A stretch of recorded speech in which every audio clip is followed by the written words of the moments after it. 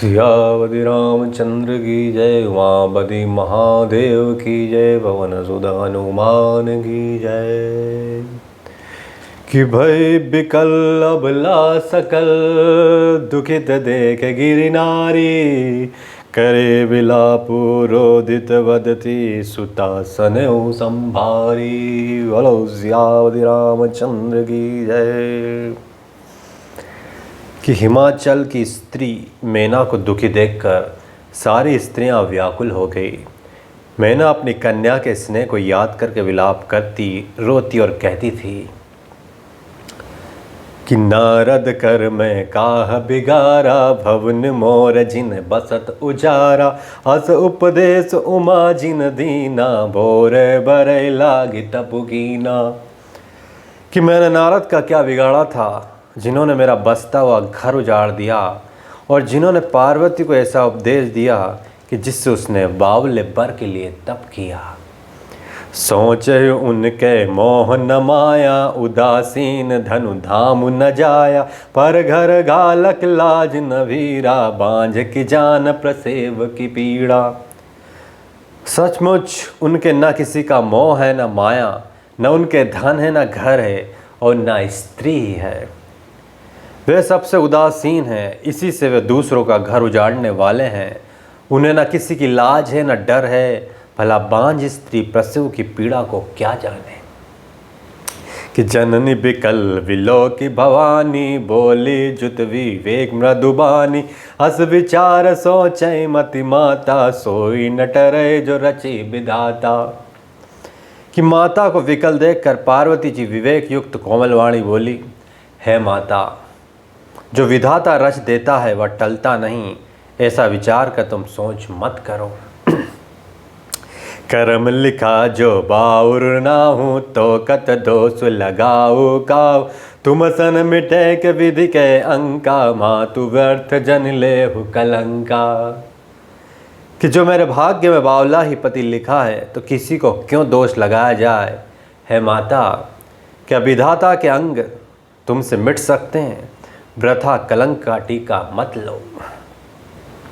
कि जन ले हुमा तो कलंक करुणा, परिहरो अवसर नहीं, दुख सुख जो लिखा लिलार, हमरे जब जहाँ पाऊँ तहीं। सुनी उमा वचन विनीत कोमल, सकल अबला सोचही, बहु भांति विधि लगाई, दूषण नयन वार विमोचही। है माता, कलंक मत लो, रोना छोड़ो, यह अवसर विषाद करने का नहीं।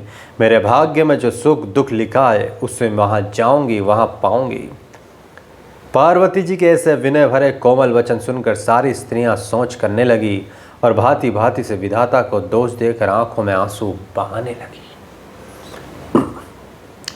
कितने अवसर नारद सहित, अरु ऋषि सप्त समेत, समाचार सुनि तुहिन गिरी, गबने तुरत निगए, सियावति रामचंद्र की जय। इस समाचार को सुनते ही हिमाचल उसी समय नारद जी और सप्त ऋषियों के साथ लेकर अपने घर गए।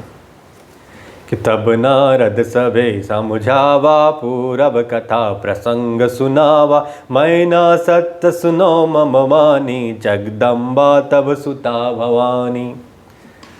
तब नारद जी ने पूर्व जन्म की कथा सुनाकर सबको समझाया और कहा कि है मैना, तुम मेरी सच्ची बात सुनो, तुम्हारी यह लड़की साक्षात जगत जननी भवानी है। अजा अनादि शक्ति अविनाशिनी, सदा शंभु अर्धंग निवासिनी, जग शंभो पालन लयकारिणी, निज इच्छा लीला बापू धरणी। यह जन्मा अनादि और विनाशी शक्ति है, सदा शिव जी के अर्धांग में रहती है। ये जगत की उत्पत्ति, पालन और संहार करने वाली है, और अपनी इच्छा से ही लीला शरीर धारण करती है।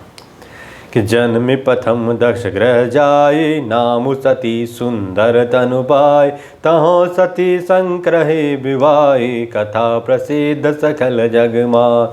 एक बार आवत शिव संगा, देखो रघुकुल कमल पतंगा, भव मोहे शिव कहा न कीना, भ्रम बस बेसुसिया कर लीना। पहले दक्ष के घर आकर जन्मी थी, तब इनका नाम सती था। बहुत सुंदर शरीर पाया था। वहाँ भी सती शंकर जी से ही ब्याही गई थी। यह कथा सारे जगत में प्रसिद्ध है। एक बार इन्होंने शिव जी के साथ आते हुए राह में रघुकुल रूपी कमल के सूर्य श्री रामचंद्र जी को देखा। तब इन्हें मोह हो गया और इन्होंने शिव जी का कहना न मानकर ब्रह्मवश सीता जी का वेश धारण कर लिया। किसी वेशु सती जो कीनते ही अपराध शंकर परिहरि। हर बिरह जाई बहोर पितु के यज्ञ जोगानल जरी। अब जन्म तुम्हारे भवन निज पति लागी दारुण तप किया। अस जान संशय तजो गिरजा सर्वदा शंकर प्रिया। कि सती ने जो सीता का वेश धारण किया, उसी अपराध के कारण शंकर जी ने इनको त्याग दिया। फिर शिव जी के वियोग में यह अपने पिता के यज्ञ में जाकर वहीं योगाग्नि में भस्म हो गई। अब इन्होंने तुम्हारे घर जन्म लेकर अपने पति के लिए कठिन तप किया। ऐसा जानकर संदेह छोड़ दो। पार्वती जी तो सदा ही शिव जी की प्रिया अर्धांगिनी है। कि सुनि नारद के बचन तब सब कर मिटा विसार। छन महु व्यापेऊ सकलपुर घर घर यह संवाद सियावति रामचंद्र की जय। तब नारद के वचन सुनकर सबका विषाद मिट गया और क्षण भर में यह समाचार सारे नगर में घर घर फैल गया। तब मैं नाहिम बंतु आनंद पुनि पुनि पार्वती